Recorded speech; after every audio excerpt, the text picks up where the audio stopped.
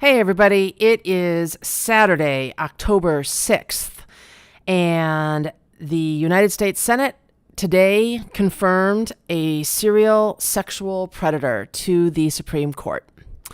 It is not a good day.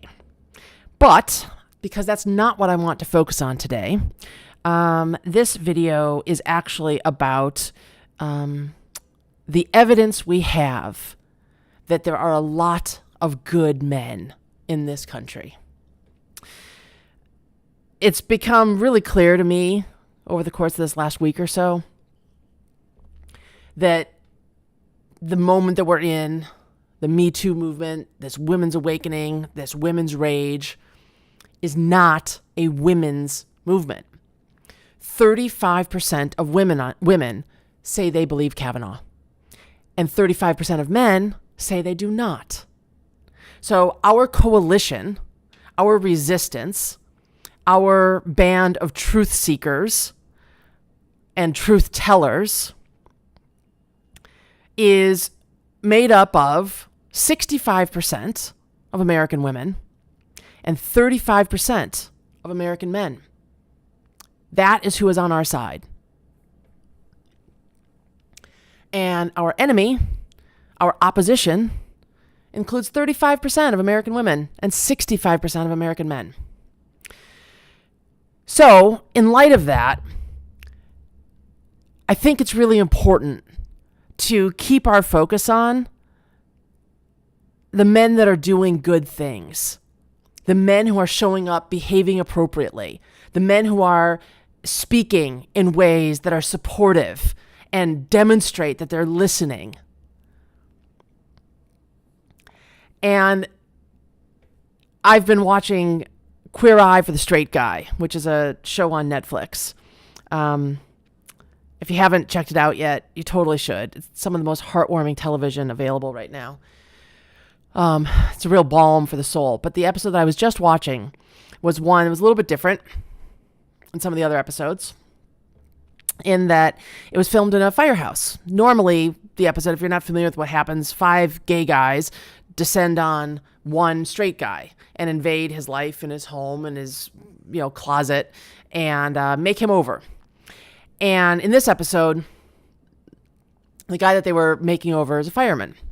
And he didn't want to have his house remodeled or worked on. Rather, he wanted to have the firehouse worked on and remodeled. And so the TV crew and the 5 gay guys that are the stars of the show,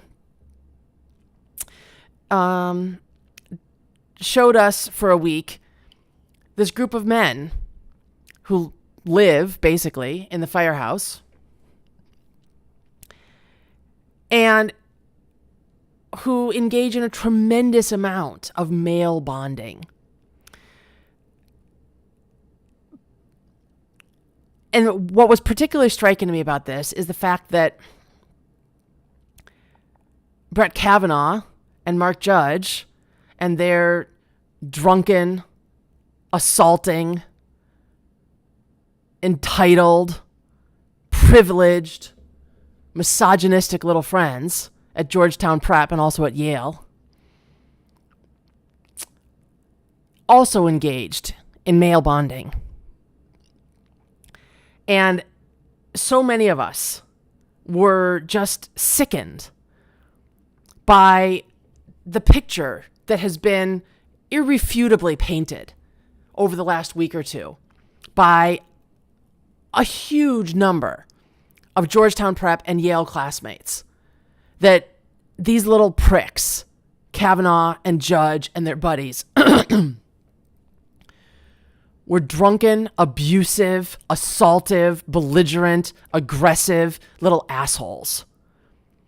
And not only were they that way individually, but a big part of what bonded them to each other was that they did it together. It's sickening. A piece came out in The Atlantic this past week with the headline, "The Cruelty is the Point."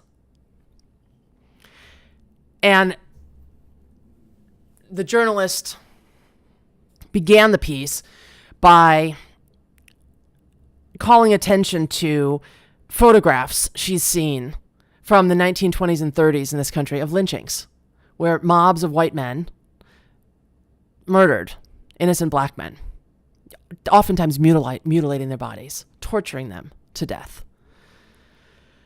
And she said that as revolting as the images of the tortured, dead black bodies and faces were, far more revolting was the pictures of the white faces grinning for the camera, gleeful in what they had just done. And the point that she made in the article was that it's bad enough that there is a segment of the human population who legitimately derives pleasure from injuring, harming, torturing, inflicting pain on other human beings. Like, that's sick enough. But many of these people get an extra little boost of their jollies by doing it together, by doing it as a male bonding exercise. And she was illustrating that these lynch mobs were basically the same thing as Brett Kavanaugh's little cabal of drunken, misogynistic buddies. And these men get their rocks off by doing terrible things, but doing it together. And knowing that the bond they have with one another is virtually sacred, knowing they're not going to rat each other out. And we had yet a third example this week of this kind of toxic masculine bonding, and that is in the police force. Over the last couple of weeks in Chicago, Officer Jason Van Dyke has been on trial for murder. When he was on duty a couple years ago, he put 16 bullets in the body of a young black teenager named Laquan McDonald, who was running away. And this police officer shot him 16 times while he was running away. And yesterday, this police officer was found guilty of second-degree murder. It should have been first-degree murder, but he was found guilty of second-degree murder. It's the first time in 50 years that an on-duty Chicago police officer has been found guilty of murder. And as good as it was that we did get that little bit of justice, it was almost instantly invalidated when the Fraternal Order of Police put out a statement saying, in part, that the trial and verdict were a sham. I mean, it's just astonishing that these virtual Klansmen, whoever it is on the Fraternal Order of Police that wrote this statement, would admit their bigotry and racism and abusiveness and brutality out in the open like that. Another piece to this that makes this a perfect correlation to the lynch mobs of the 20s and 30s and to the Kavanaugh and Judge Georgetown prep cabal of little elitist pricks of the 1980s is that in the Laquan McDonald case, 3 other officers submitted false police reports in an attempt to cover up the truth, in an effort to protect Jason Van Dyke's ass. Those 3 police officers are now on trial as well for their crimes. We've yet to see what's going to happen with that. So it's been a pretty disgusting week for men in this country. We've gotten to see the sick, dark underbelly of what some men will do, what they will resort to freely engage in their abusive terrorist tactics and what they will do to protect one another. It's revolting, but it's illuminating. And at least now we know where the fight is. And that's why I was so moved by watching this video tonight of Queer Eye for the Straight Guy and seeing that this firehouse with these couple dozen Southern white men have a whole variety of ways of bonding with one another that don't involve abuse of other human beings. They play softball.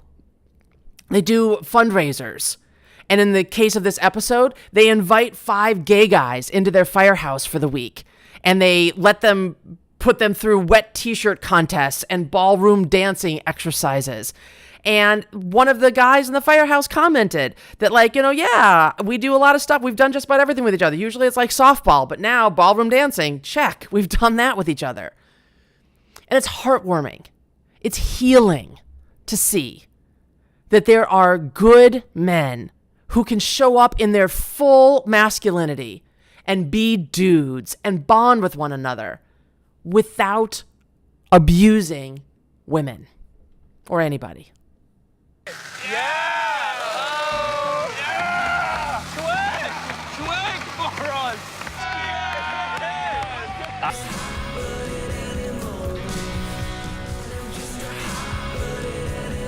With this fundraiser, I want them to have a little fun. Leave the stress of the job behind and give them a new experience. You can sell stuff way better.